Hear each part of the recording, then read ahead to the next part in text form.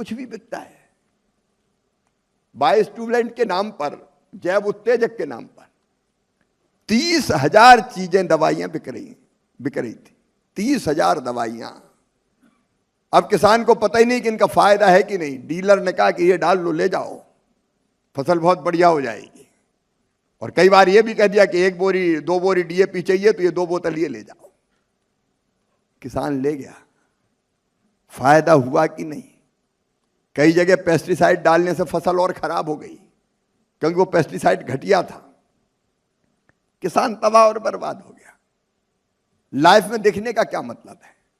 Life में देखने का मतलब है हम अपने सिस्टम को इतना मजबूत बनाएं कि घटिया बनाने वाले के खिलाफ कठोरतम कार्रवाई कर दें।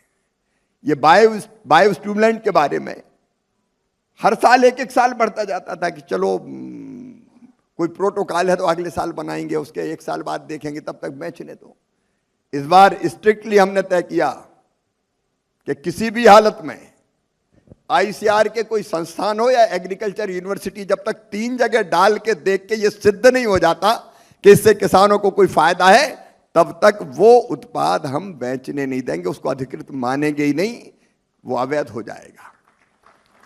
और आप आश्चर्य करोगे, कई तो सामने आई नहीं जब ये कहा कि ये प्रोटोकॉल है।